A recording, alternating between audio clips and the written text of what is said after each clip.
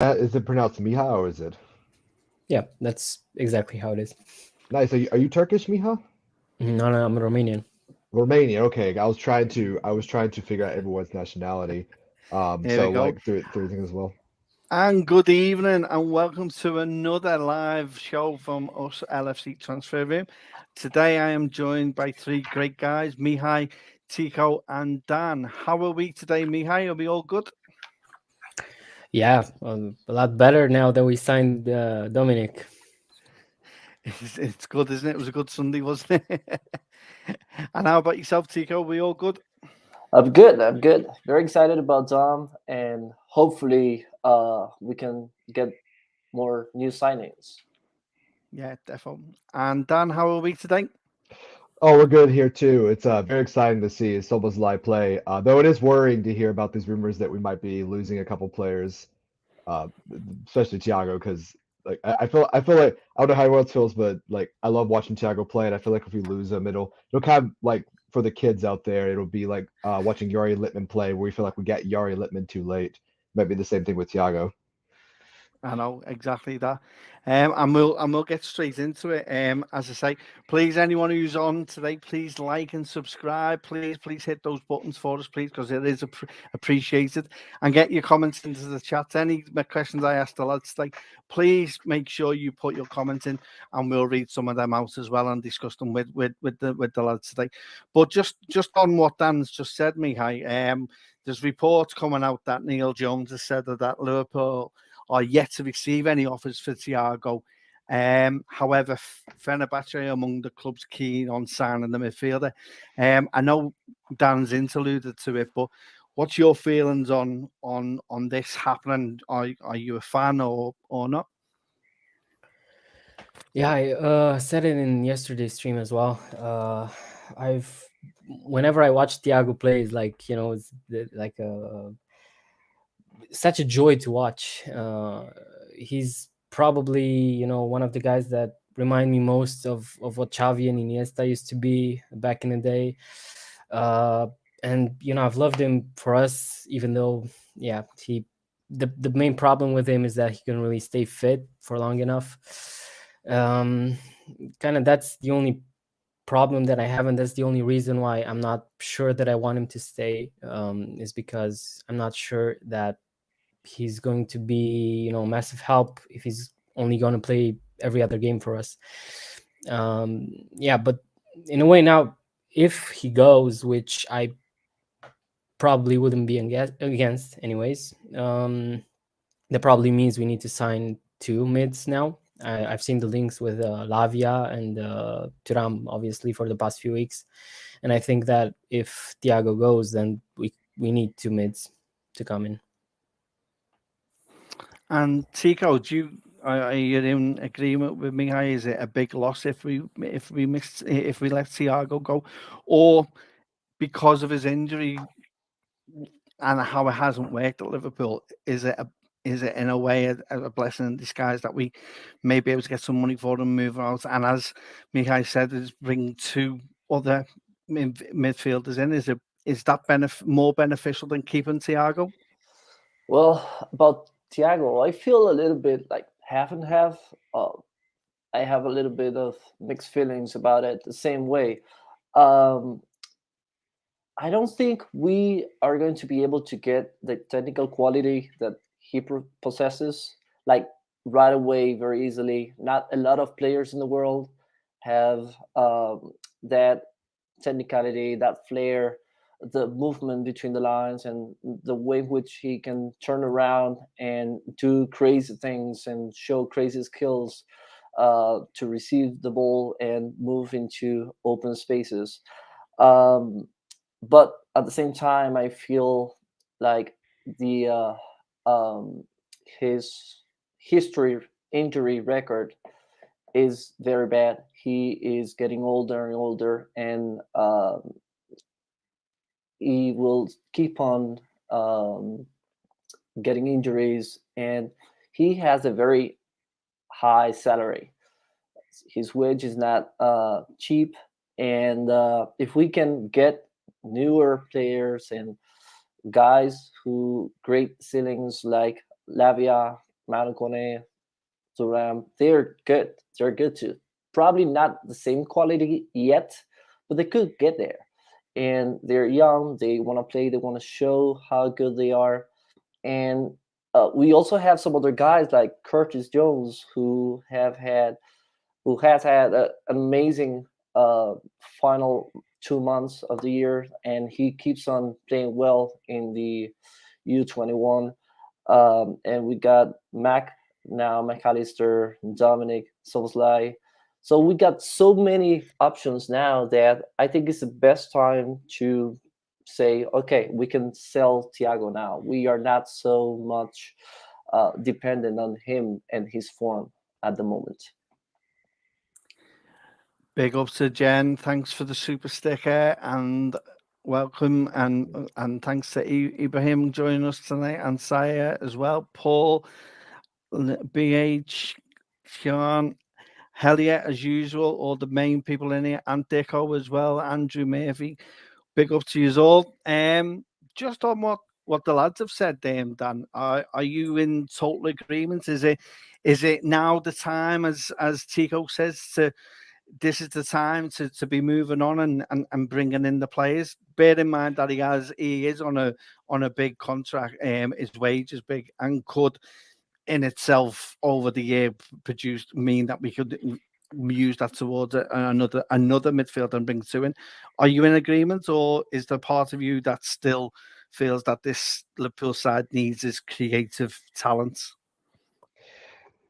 Well, I think the big question is Saudi Arabia. So I think before this summer, no, I don't think anybody was really predicting how much money Saudi teams would be pouring into the league. And so I think Jurgen and Mike Gordon, the whole transfer team over in Liverpool, are probably looking at the situation and are assessing if they're getting these crazy bits behind the scenes that we just don't know about yet, or not being reported on, or just the rumor mills, etc. I do think it's interesting that there were reports that were looking at Lavia, Thuram, and potentially a low bid for Kone, who does have an injury, but I think the reported fee they were looking at was 28 million pounds, which I think was half of what the initial fee was when they looked for Gladbach. Of all the midfielders, I think it would be Thiago, though I wouldn't be surprised if it was Fabinho as well, which I could see one or the other getting a, say, 30 million bid in from a team, even though Thiago's on his last contract, or last year of his contract, and I think he's the second highest earner at the club. I think it really comes down to, are Lavia and Thuram going to be able to support a Thiago absence, or are we going to look to manage Thiago's minutes with Szoboszlai and McAllister's minutes? Because McAllister's minutes, I believe, ended up covering all the players that left and could have taken 500 minutes away from Thiago. I'm not ready to let him go yet, unless it's a ridiculous fee. If it's 10 million pounds, I don't think it's worth it, because I don't think you'll be able to like reinvest that fast enough. Even 50 million for Lavia or 50 million for Thuram, I don't think, even if you fork out that money, they'll be ready to start in 3 to 6 months. So if it was my decision, I would still keep Thiago around, unless we're getting ridiculous bids for some of these players from these other clubs. Okay. Paul McCormack makes a point in there.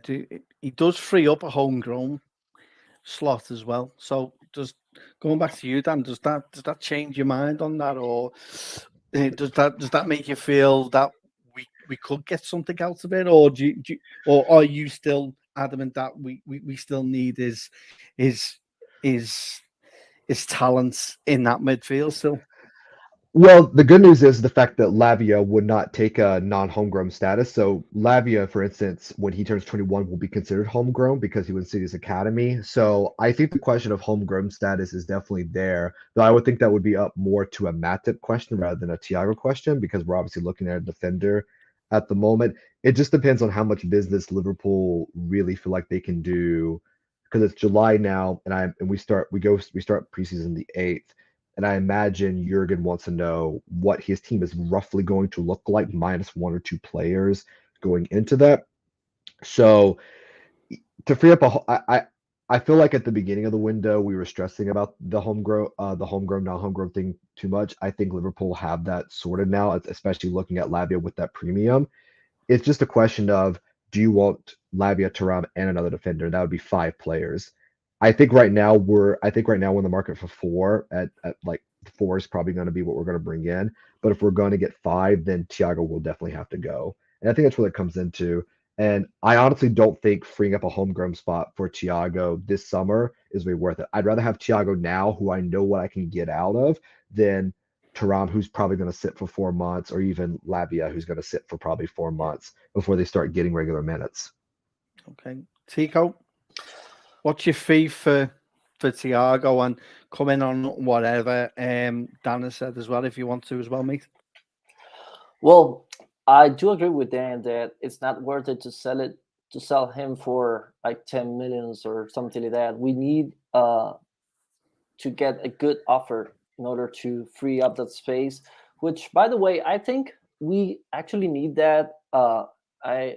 I've been looking at the way we have the team, and I think we have a solid midfield right now, and of course the front three and the options for the attacking positions are well covered. But I think I'm still lacking a center back or a full back. Somebody who can go there, or somebody who can play both positions and give us some options in the back. Because if Konate gets hurt, what's going to happen then? Matip has been hurt for so long, and his form last year was not that good. So we still need somebody in the back, and I think if somebody can give us that space, would be Thiago going away on a good deal. Again, good offer, not accepting 10 millions or something like that for him. So what's the fee then? What's the fee that makes you say, yeah, we get rid? 20? Is it 30? Is it a Saudi bid of, obviously a Saudi bid of about 80 would be amazing. Oh yeah, that would be of Steven Gerrard for say where he's gone to. But honestly, realistically, what if there was a price? Is there a price that tempts you to bring to sell and to then invest that money elsewhere, as you say? What price would that be?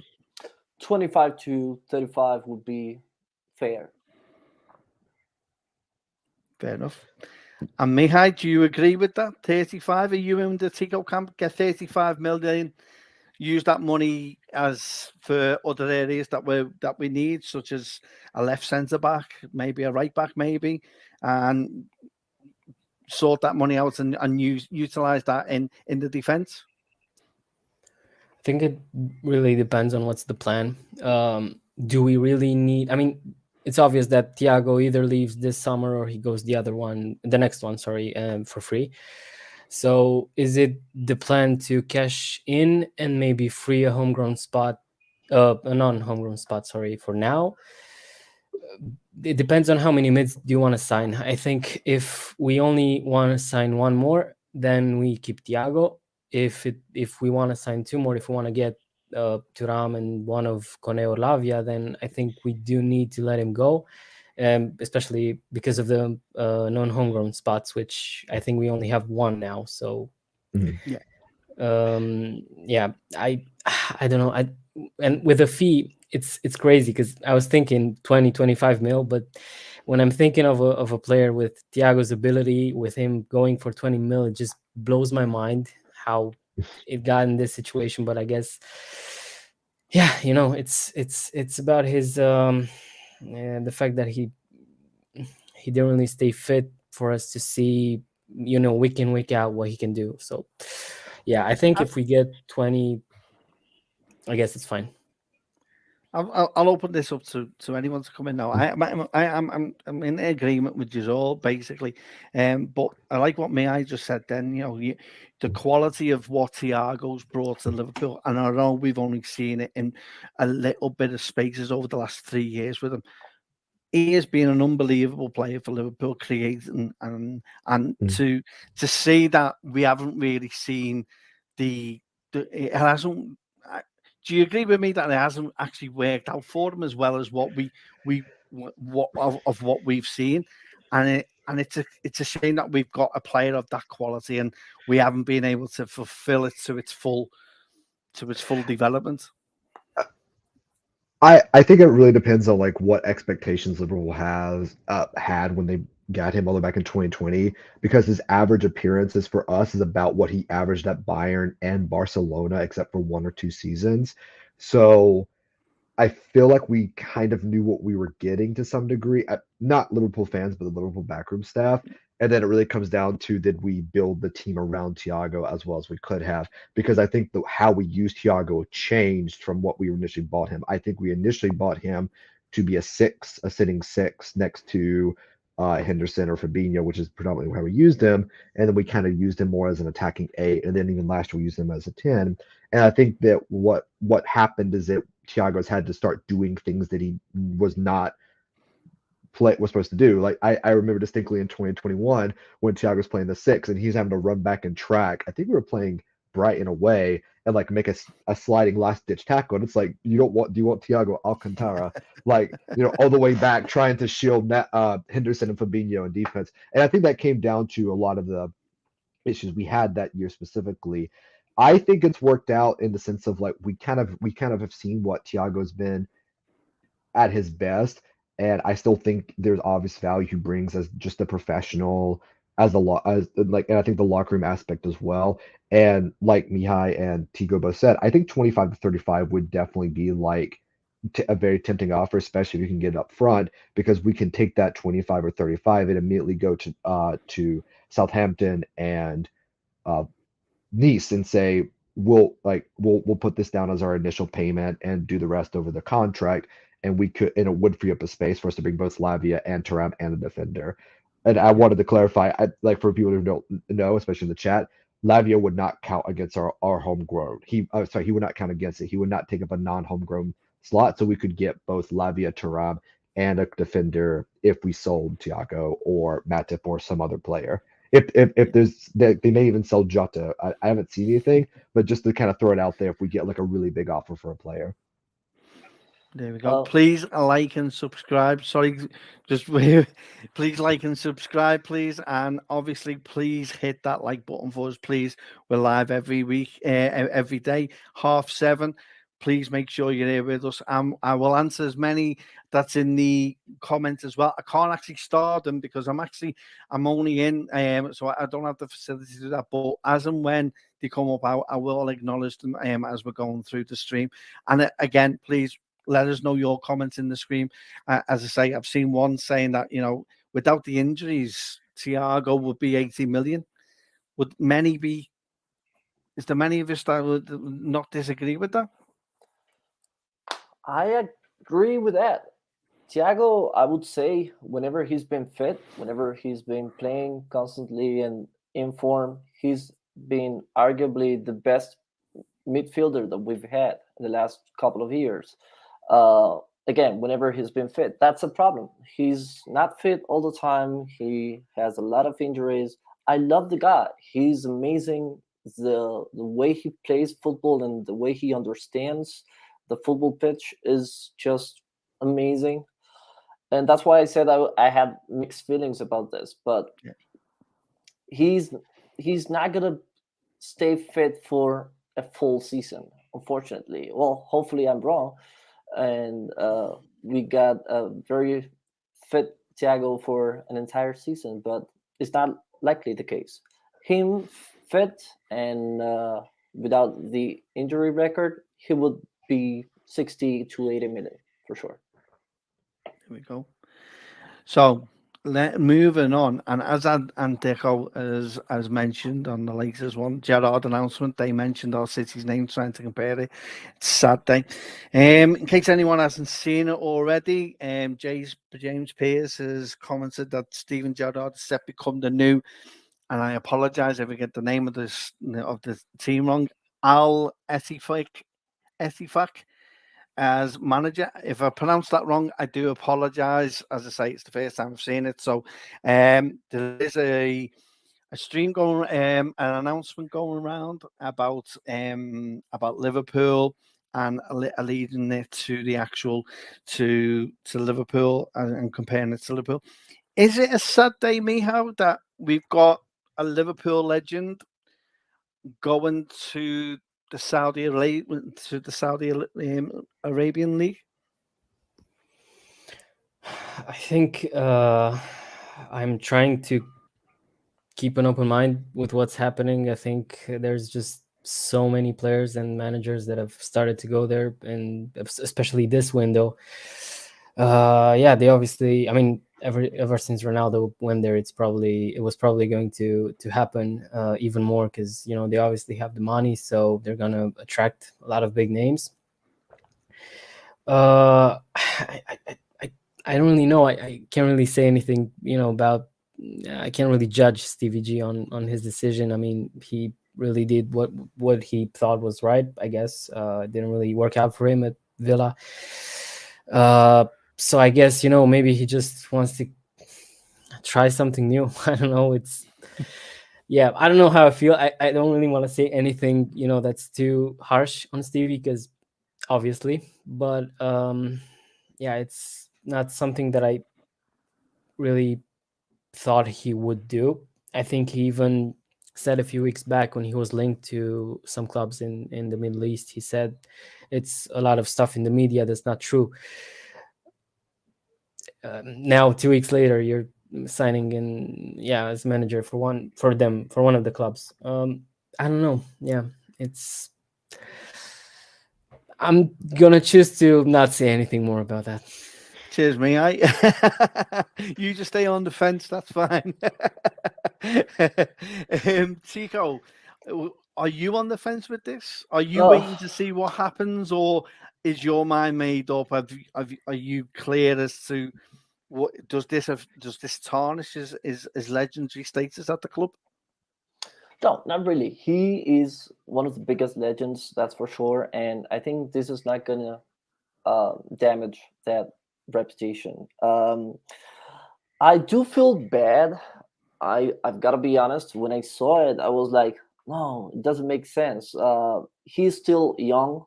It's true. It is true that it did not work out for him at Villa, but he accomplished so much in the Scottish Premiership. So I think this was not the right move for him. Of course, I'm not his manager or anything like that, so I cannot know what's going through his mind. But I think he could have gotten a manager position, let's say championship level, if he wanted to try new things and he wanted to, let's say, regroup his football ideas of how a football team under his managing style could work. Or I don't know. I'm just guessing that he's going there not just because of the money that he will get, but because he wants to try new ideas and new scenarios on the pitch, and try to get some experience while being, let's say, successful, because it's likely that this will work for him there. And then going back to basics and clarify whatever he has to play on a team, and then going back to the Premier League or something like that. I'm just trying to guess that's what's going through his mind, and not just the money factor there. But again, I felt bad when I saw it. I was like, no, he needed to go somewhere else or stay in England, but um, on probably Championship or something like that.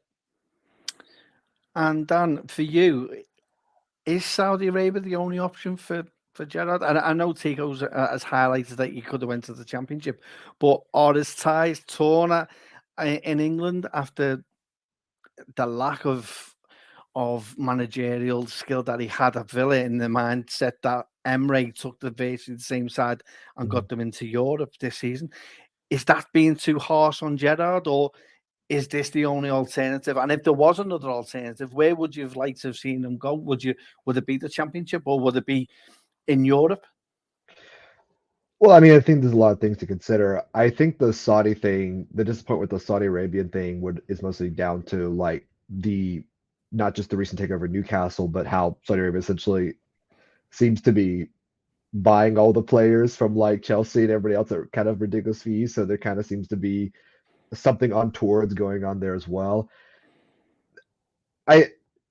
If it wasn't this situation, I don't think we would think too much on it for the most part. I remember a couple of years ago when Robbie Fowler went to the A League and Rafa went to China, and I think at the time this was like 2017, 2018, 2019, Liverpool supporters as well were talking about how should they have gone to a low league club because should they have gone this, should they have gone there.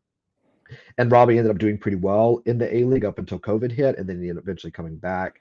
And I'm not sure exactly what he's doing now. I think he's still working for the club. And Rafa's China venture didn't go so well, but then he came back, and I believe he came back for Newcastle that for that year that we were challenging. We won the Champions League and played for Premier League. For Stevie, I honestly think that I think we forget that managing and coaching is a full-time job. Like it seems like the best job in the world, but it is like a job that you commit a lot of your time to as well. And I feel like I would say that I feel like Stevens maybe had his head burnt out at Aston Villa where it didn't go well for him. And I think that was mostly down to him not picking a side and sticking to it, kind of burning at everyone's heads out and kind of turning the locker room against him at times, like Tyrone Mings and a couple others as well. And Unai Emery was able to come in and unify them. And he also had that really couple of years in Rangers where it was really intense with Celtic, and then he finally won the Premier League as well. So for Gerrard, I really see this as kind of like him taking 2 years. I think Tico mentioned this. Of 2 years, get a good paycheck, go to the Saudi Arabian League where it's not going to have all this media coverage, kind of find yourself a bit as a manager. And heck, maybe it's him just, doing this for a couple of years, and then he can go to a championship side or a League One side, or League Two side, and really kind of test himself more on like a tactical and a coaching standpoint. Do we agree, Mihai, with Dan Dicko here saying I have a feeling Gerrard will end up in Newcastle? Because the links with the Saudi teams, is it right? And is it nice the fact that he can go away and find himself again, as the likes of Tico and Dan said, but then come back in as the Newcastle coach if it doesn't work out for Eddie Howe? Yeah, I mean, I think I'd like to also add to what Tico said about, tarnishing his legacy here. It's never going to happen. Anything he does, he went to Middle East. Yeah, of course, we're not ecstatic about it, but it's not like we're going to forget everything he did for us. So I think, if he needs the time to go and explore and learn something else, and maybe work on his man management, who Dan said was a bit of an issue at Villa, then good for him. I hope he comes back stronger and even better than he was at Newcastle. I don't know, I don't really see how and why would Eddie Howe leave really soon. I don't know what's the expectation, but I feel like Newcastle are in a, they kind of know where they're going, and they do have a direction, and I think Eddie Howe has done good so far. And obviously I don't think that he'll be asked to win the Champions League or the league anytime soon, so as long as he stays in the top 5-6, which he probably will, then I don't see him leaving. So I don't know, I think it's gonna have to be a bit of an opening at some Premier League club that we don't expect, probably something that's not gonna work, and then we'll see Stevie G back in England. And Tico, just on what Frogmeister's saying here, effectively admitting that his top level managerial career is going nowhere by accepting a Saudi payout. If he does do well in, say, 2 years' time, say Mr. Klopp's contract is up, he wins the league in Saudi Arabia, is he on your choice to, or should he be on the list of managers we should be looking at to take over the realm? Honestly, not really. I've got to talk from a neutral position and not from a fan position here, because I am a huge fan of Stevie G, as most Liverpool fans are. But I don't think that he has accomplished enough so far to gain that position there at Liverpool, let's say in 2 years, even if he wins everything there at the Saudi League, it's not the same. It's not the same level of pressure and not the same quality of players in the league and as part of his team that he's going to face if he comes back in 2 years and say, okay, we might think about Stevie G becoming the manager for Liverpool. I don't think so. By the way, what the person wrote there on the comments, with all due respect, I don't agree with it. Xavi was managing in Qatar, I think it was, and he built his ideas and he went there. He found himself as a manager there, and pretty much those ideas he has been using them and implementing them as part of Barcelona, and it's not working perfectly for him. Of course, we know what happened to him in the Champions League and then the Europa League, but at the league level is working well and he's building something there. So it's not the fact that going there to the Saudi League is he's just giving up on his dream of becoming a top manager in the future. Just on Jen's point, I was moving like Flash. That was basically because I was running out of charge. I had literally a few minutes left.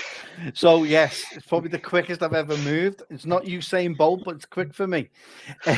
Please keep hitting those likes and subscribe, please, because I know we've got quite a few in today. So, please, it helps us out.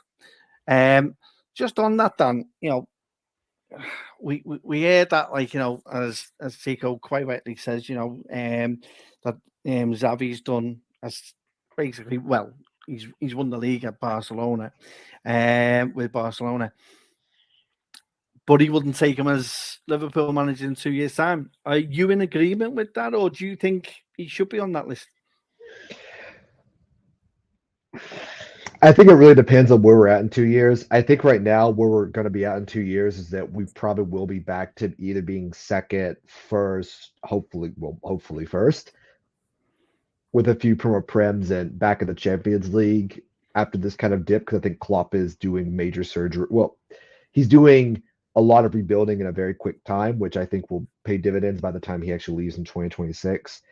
No, he would not be my top pick. I would look more for someone like Nagelsmann or even Marco Rose at RB Leipzig, or plenty of other coaches. The French coach who was at PSG who just got fired, though he's had a bunch of issues recently, so he may not be a good example. I do agree with Tico that I think Stevie can definitely go to Saudi Arabia, develop his ideas, develop a core identity of what Steven Gerrard wants as a manager and as a coach, and then come back into the Premier League or even the Championship and go to maybe a big northeastern club. He may go to Newcastle, though that would only happen, I think, if Eddie Howe really just tanks Newcastle in the next 2 years, which could happen.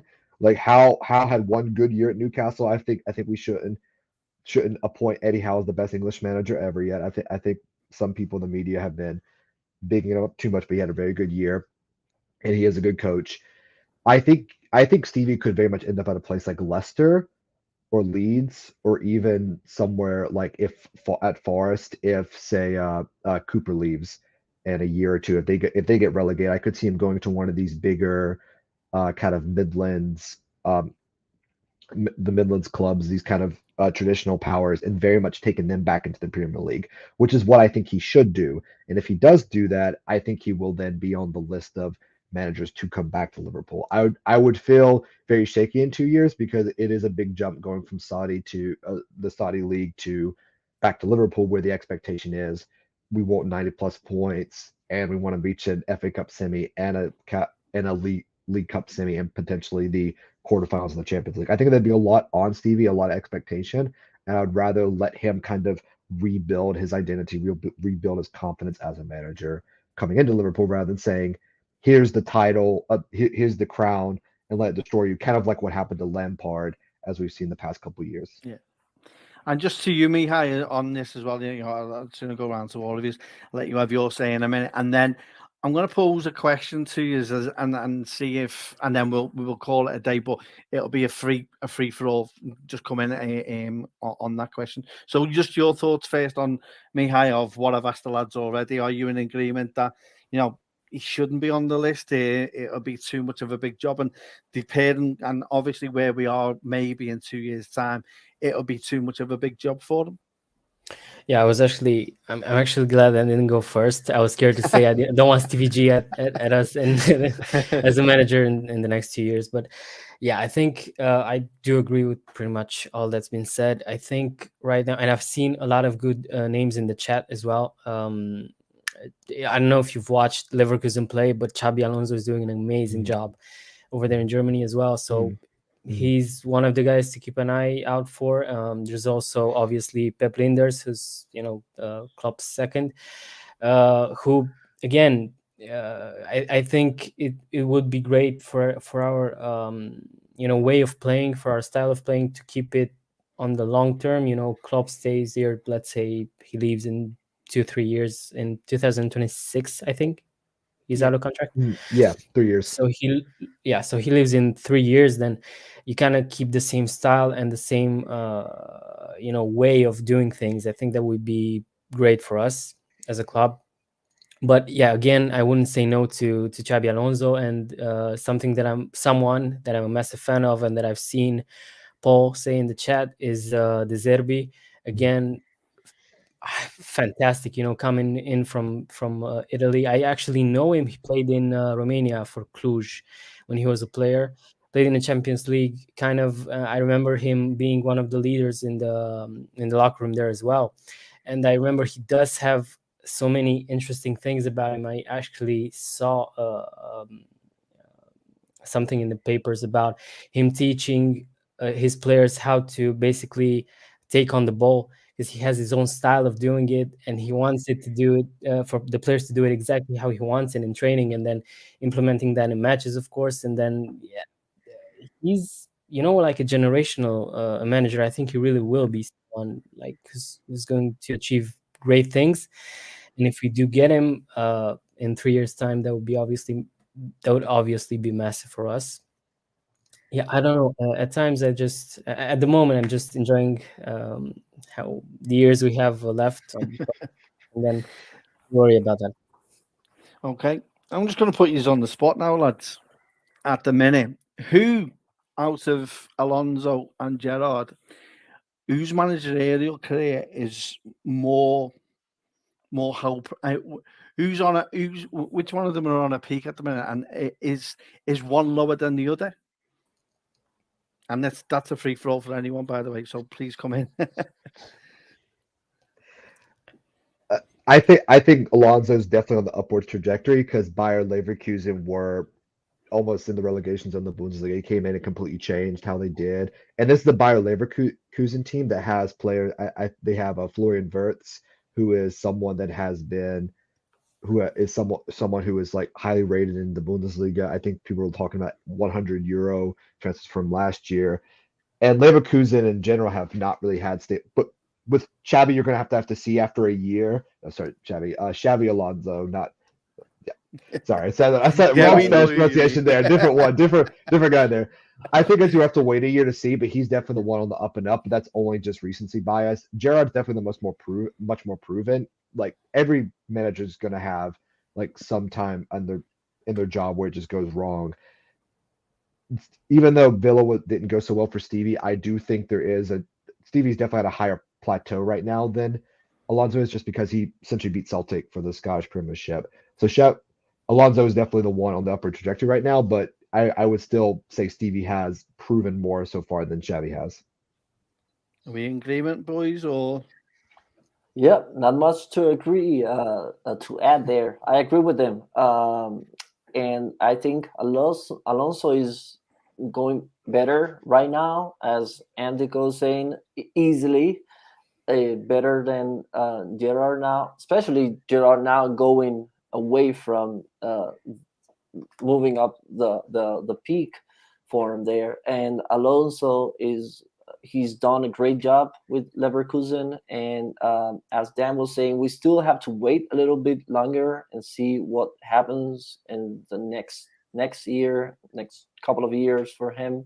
But the way things are going are showing that he's a great manager, and he can accomplish so much in the future. But of course, I haven't given up on Gerrard as a manager, and hopefully he comes back strong. Anything you want to add, Mihai, at all before we move Yeah, on? I was actually thinking I'm gonna be the other one out now, and I'm gonna say I do think Xabi Alonso has a higher ceiling. Oh, Yeah. it is. I was actually thinking, I know that maybe it's not going to be necessarily popular, but I've watched, I remember watching Rangers play when Gerrard was the manager there, mainly because we had a Romanian player, Hadji Jr., playing, but that's another story. I think the style that Gerrard has compared to Xabi Alonso, I don't think it necessarily works that well for us historically. I think we've been a club that plays attacking, positive football, and I honestly think Gerrard has a more defensive approach, which I'm not necessarily against, but I do think with Xabi Alonso we're going to play something that's a bit more of what we're used to. Okay, I think we'll leave it there. I'm not going to get involved in this discussion. I'm just going to leave it to you guys. No, I'm actually with a few people in the chat and with Mihai as well. I love Xabi Alonso, and I think he's more on a trajectory that will do well. I think the fact that he's played at Real Madrid, the fact that he's done well in Europe as well, has kind of helped them out as well. But I'd be all over Xabi Alonso coming to Liverpool as manager in his future. But I do think both of them are still are in the early years of their actual career, and I don't think we should be. I think we should be looking elsewhere. Nagelsmann, De Zerbi, another one who we should be looking at more, and let them grow, blossom, and let them do what they need to do, and then maybe later on in then bring them in. That's my only say on it, but we'll leave it there. Now, moving on quickly. The reports in France are saying there's a large bid expected from LFC in the next week for Borussia Monchengladbach star Manu Kone as they continue their midfield rebuild. I'm just going to jig it up a bit now. Dan, where do you stand with this? We bought in McAllister, we bought in Subolowski, Zobazlai yesterday. No, it's all right, Kev. We're all gonna be struggling. We're all gonna be struggling saying it. Like no matter what our accent is, it's okay. You're doing great, Kev. I'll just go with the Scouts version of it, which is so Boschla. So we've signed him yesterday, and then reports and I was saying that we're linked with Kone, who is injured, by the way. Should we be in for Kone? Are you a fan of Kone? Would you rather have him in next? Well, I'm probably one of the only few Liverpool fans that probably have seen Borussia Monchengladbach over the past 4 or 5 years, going all the way back to 2021 when they had Neuhaus, and that was a big link as well. I am a fan of Kone. I think he's the rawest of all the three midfielders. I think we've been linked with recently: Lavia, Thuram, and Kone. Though he is a very unique, he is probably the most defensive out of all of those. I would say Thuram and Lavia are similar, but on different stages of progression for the most part. It is interesting you bring it up. I think I mentioned earlier in the chat that I did read somewhere where Liverpool were looking at a £28 million bid. So it is it's not insurmountable amount of money, but it's definitely not the highest bid we think as well. Should we be in for him? Yes, absolutely, because he's a good player. He would definitely add a degree of athleticism and dynamism that, again, we've been lacking.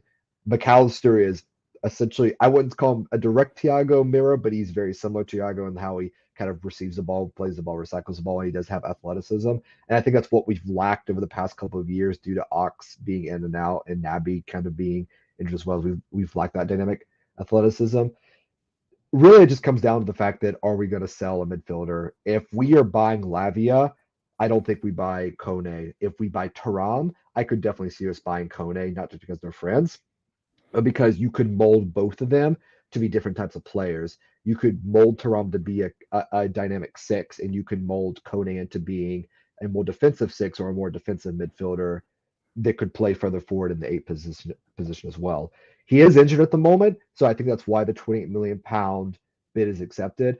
I could actually see us submitting a bid for 28, but having it work out that where we pay Gladbach up front, but then we loan him out to Gladbach for the year, kind of like how we did with Naby all the way back then, where he spends a year at Gladbach, essentially recovering and playing on the Gladbach, rather than spending 28 million pounds up front and bring him in and have him, recover for 7-8 months, and we don't see him till February and March. I could see us doing that, but only if he is staying in Gladbach for at least another season on loan.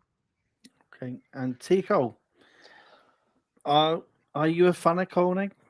Are you surprised that we are linked with him? I'm surprised we're putting a bid in for an injured player.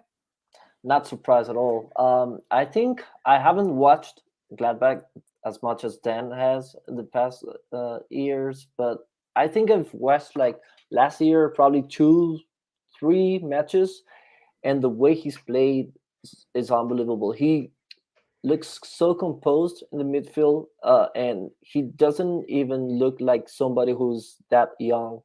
I remember I watched the match in which he faked a shot, and the entire opposition defense was on the floor. That was amazing. That was so composed, and the way he controls the midfield and the way he tackles and the timing of his tackling is really good.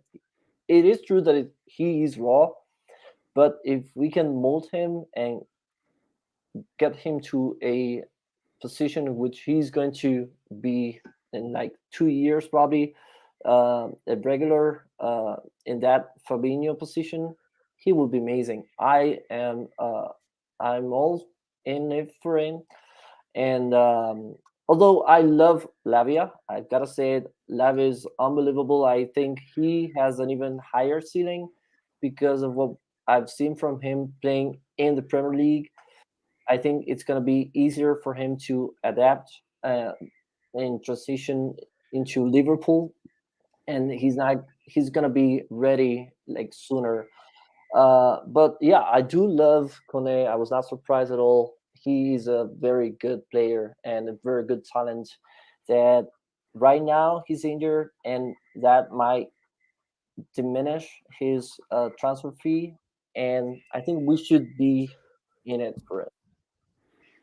And yourself, Mia, are you in agreement with the lads, or is there any disagreement?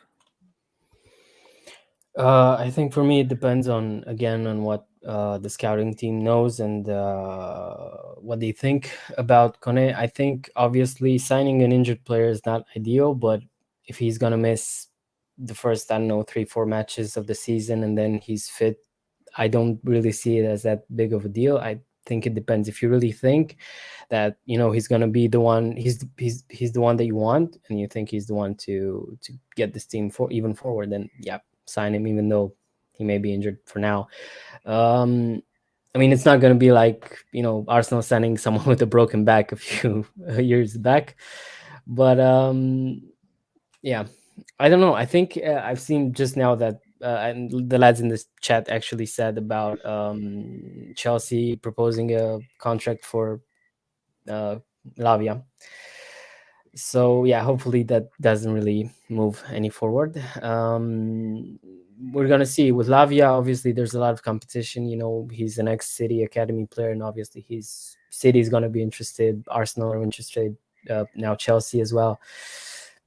I think it depends on what the club wants. I honestly don't really know how I could choose between them. So I think it's up to the club. I'm going to trust them as always. We've done amazing business. So yeah, whoever they decide on. And Dan, just going back on what you were saying before, you see the competition that's mounting for Lavia. the price tag is over 50 million due to the 20% release clause that Man City have got in place with the agreement that they've got with Southampton, which is why Southampton are asking for so much money for Lavia.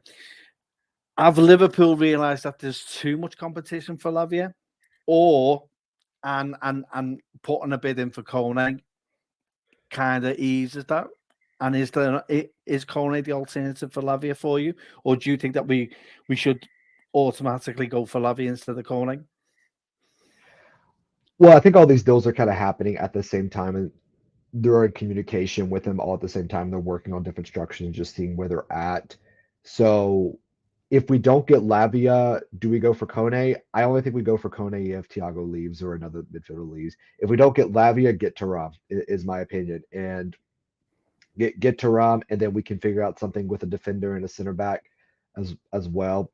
I would say that from what I've seen from the reports, Lavia is definitely like the one that they're mainly focused on because he ticks so many boxes very quickly. He's Premier League proven, even with the 20% sell-on clause, which would be about 10 million pounds, I think that would go to Man City, which I don't know how I feel about giving Man City 10 million pounds for a player. You know, I feel like that makes the deal less like I don't want to do it just to spite City, but I also don't want them to get a good player.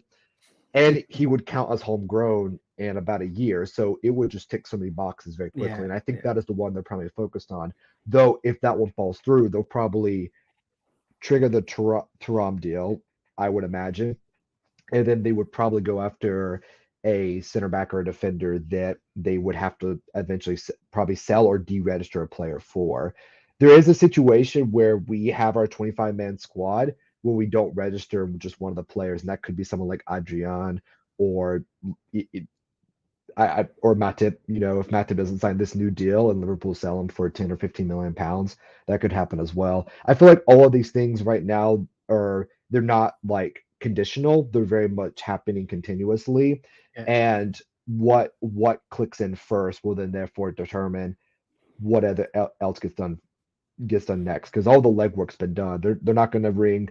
Jurg's not going to ring his son and be like, so you still want to deal? You still want to deal over there? You never know. You never know. Honestly, true. That is true. That is true. That is true. There have been some wild stories over the years, but that would be very kind of antithetical to Liverpool because as we know, like they kind of keep a file about this thick. Like they know your parents, they know where you lived, they know what side of the bed you slept. It's a bit like the NFL, isn't it? It's a bit like what New England Patriots do with their players and all like that. Knowing the mindset, the mentality of the individual, and the persona of the person, the psyche of the person. And just to answer, I guess the last point, should they put in a bid for his injured? Absolutely. If you're not going to get Lavia or maybe even Thuram's just, maybe the Thuram deal is just too big right now. If you can get Kone tied down, but he just needs time to recover even with his knee injury. And I think someone said it was an ACL. That may be different from what I've read. I read it was a meniscus issue. It wasn't a torn ACL, but he did damage his knee meniscus, which would require about 4 months of recovery, I believe. So even if we did buy him, regardless of his recovery time, we probably wouldn't see him play till very much anyways. And if you can get Kone for 28 million pounds, I mean, that's a steal. I mean, that is probably the deal of this transfer window. And I would speculate that Liverpool's approach right now is what is the best value we can get in the market. And everyone we've signed has been amazing value. Yeah, definitely. Are you in agreement, Tico? Is it one above the other for you? Yep. Again, I think Lavia would be my first option and Kone's second option, just because he's injured right now, and we don't know if he's going to keep the same level after he recovers. But yeah, Lavia first, Kone's second option for sure. Both of them are great anyway, so I love them both. Okay, make sure you like and subscribe, people. Thanks for all coming in today, and thanks for joining us today. Again, we will be here on a daily basis at 7:30 every night to ensure that we give you your subscriptions worth of LFC transfer news, and we will have plenty going on over the next couple of weeks and months for you. So please like and subscribe and get it, and also interact. I apologize. I've gone through a few of your comments tonight. I haven't had an opportunity to start any of them, but they are getting started by someone behind the scenes. We'll quickly move on to our last point that we're going to talk about. And we'll start with yourself again, Mihai. A conversation with Joel Matip about a new contract. Are you all over this? Does it make sense? Yeah, I guess it's similar to what we've discussed on Thiago. Mixed feelings once again. I'm not sure. I can't really forget how good Matip was for us in the quadruple run season. I think he was probably better than Van Dijk that season, with his he saved us in a lot of moments. And again, I can't forget his little adventures, taking the ball at his feet and just going all the way into the other box. He was great for us that season. I think he did have an off one last season, just like pretty much everyone else in the team, with maybe one or two exceptions being Alisson and Salah. I honestly would not let him go. I think I'd keep him. Again, same problems that we have with him is the ones that we have with Thiago in terms of fitness. But yeah, I would like to mention that even though we would keep Matip, I would still bring in another center back. I think we do need one. I think last season, in a few moments, look, don't get me wrong, Konate is probably going to be one of the best in Europe come a few years' time. I think he's got a lot of room to grow, but I think we do need someone else alongside Virgil. Not necessarily to play more than Konate, but to have someone else there who you can rely on. I think last season, if you're going to play, if Jurgen wants to play again and in the same formation with the three center backs, I remember the Spurs game at Anfield where Konate was shaky in a lot of moments. I remember that game specifically because of what happened.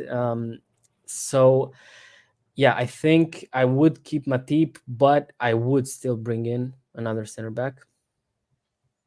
Okay, and Tico, for you, are you in agreement? I'm in agreement. I think Matip last year he was injured, as he says he has been for the last 3 years, most of the season. But whenever he's played, he's been excellent. Up until last year, which he had some ups and downs. He was not performing that well. I remember that. But if he can go back to the level he was before, yeah, it would make sense to keep him, especially because it's a different scenario when I see him and Thiago. We have a lot of options in the midfield at the moment, and we are working on getting probably at least one more midfield. So we're going to have even more options in the midfield, but it's not the same situation for defense. We have Virgil, Konate, Matip, and Gomez, who we all know how unfortunate his career has been for the last couple of years. So it's not the same scenario. We need Matip at the moment. So that's why it makes sense. And going back to what I said at the beginning of the stream, this is crucial for us. We need to get at least one defender who can have some first team chances and who has some first team quality, and that he can put some pressure on the other guys. So that's why I do think it's a good option to keep him at the moment and try to work on a deal, short-term deal, not too long. And as a backup to Kanata, you would say, are you in agreement with that? We deserve to give him an extended deal as long as is that on a proviso that we do bring another left-sided centre back in for you, Dan, or are you willing to, or is there a part of this that you're not happy with at all? I mean, I would only be, I guess, unhappy or disappointed or perplexed by a deal if it's not lower wages, I imagine, or if it's beyond really 2 years. I'd read a comment earlier while we were talking before we got to Matip's deal that someone mentioned, that Spurs were in for Mickey Longlegs, as some people have called him, Mickey Van de Ven. As someone who's watched Wolfsburg, I do think Mickey Van de Ven is a very good center back, but I also think he is still like someone that would be definitely fourth or fifth choice. Even if we brought him in, he would not start even on the left side. And I think there was a recent link that we were looking at Bastoni as well. I would be happy for Matip to stay on a 1 or 2 year contract at reduced wages that somehow incentive. Oh, I think what we're getting from Dan was that as long as it's on a lower wages and it's only for a minimum of a year or 2 year deal, that we're all over that. Are you in agreement with that, Mihai, at all, or are you, or if it is only a year, is that enough to develop, to bring in another centre half, instill and bring anyone through and nurture someone through our under 21s and bring them through? We've got Van der Berg. We've also got, there's a few of our younger talents. Is it worthwhile keeping Matip and doing that and having a heart? Here he is. He's back again. He's back. I'm so sorry. I don't know what happened. Like the power blipped, and then it was just like it kicked me out. I'm so sorry, guys. got too excited. No, it's just one of them. It's just one of those things. It's Yeah. just one of those nights tonight. So it's just a bit of a freak. No worries. But yeah. So as I was saying, as long as it's only a year or two, if we do what we normally do and we hoarded our players, will that be an issue for you, Mihai? Not necessarily. I think with Matip, he's one of the guys that have been here for a long time. He's won again pretty much everything that he could have possibly won here. So I think he'd be someone great to have for the youngsters coming in. Now, I'm not sure about your opinions on the other center backs that we have. I do hold a very specific opinion that's got me a lot of not so nice words online from other English fans, but I do not really rate Gomez. I honestly would play Phillips ahead of him, and that kind of says a lot about why I'd still want another center back. I think we have Van Dijk, Konate, and then Matip if he stays. And then if you play any other one, I'm not relaxed watching that back 3 or 4, whatever it is. So that's why I would. I think keeping Matip is still a good choice for now. And I think that kind of allows some of the players. I think Tico said about Kumetio, who's a pretty good youngster that I've seen in the under 23s. So yeah, I think keeping someone like Matip, who has so much silverware won with us, I think could only benefit the youngsters, and I think it's worthwhile keeping him for another year or two. Okay, I'm just gonna throw something out to you all now. Is there any hopes for the likes of a Sepp Van der Berg coming into this Liverpool side at all? Is it worthwhile keeping hold of him? Is he another one that we should be looking at trying to get rid of, along with the likes of possibly Nat Phillips as well? And this is a free throw, by the way, so just come in as and when you want. So are there any of the youngsters that you're willing to get into this, or are they good enough to get into this Liverpool side at any stage? I don't see any youngster who is ready to take on an opportunity first team at the first team right now. Kumetio he's good, but he's still very raw. Sepp van der Ver, I haven't seen him like get to the level that we hoped for when we signed him. I think it was like 3-4 years, if I'm right. And he just hasn't developed the way he was supposed to. When we signed him, I remember reading about him, and he was like a very talented center back and highly rated talent in the Netherlands, but he hasn't been at that level in which we can say, okay, he can be our third or fourth option as a center back for this year or even next year. Hopefully, I'm wrong, and he plays really, really well, and he steps up his level. But I don't see right now any youngster who can be in the first team. Of course, Nat Phillips, I think he's on the way out.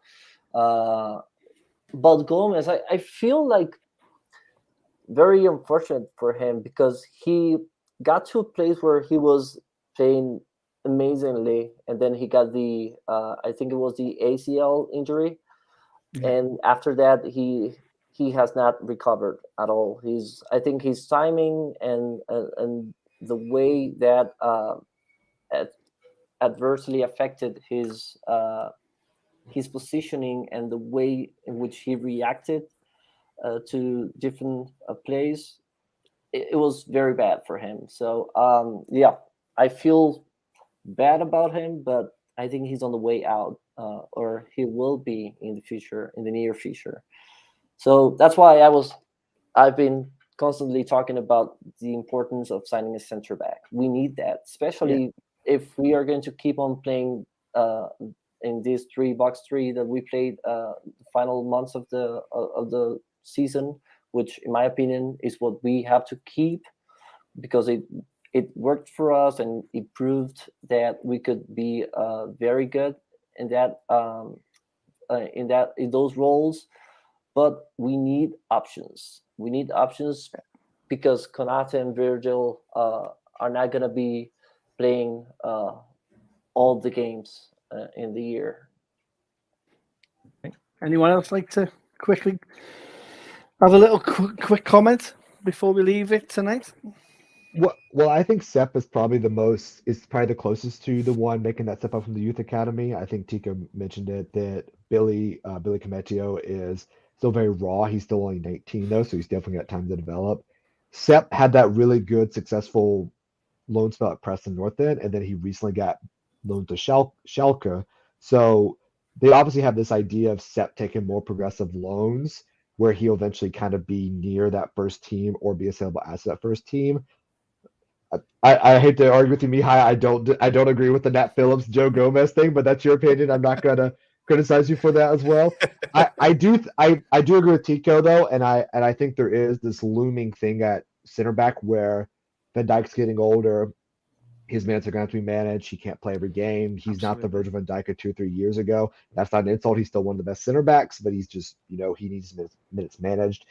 And I think there is an argument, like we mentioned, like 1-2 years from Matip, to allow us to purchase a center back who can come and play and rotate between Gomez and Konate and Van Dijk and Matip, while also kind of figuring out where is Sepp going to be. And then if Sepp can come in, Matip goes out, and then we can look to buying really big old one center back who's like, okay, this is going to be our Virgil replacement.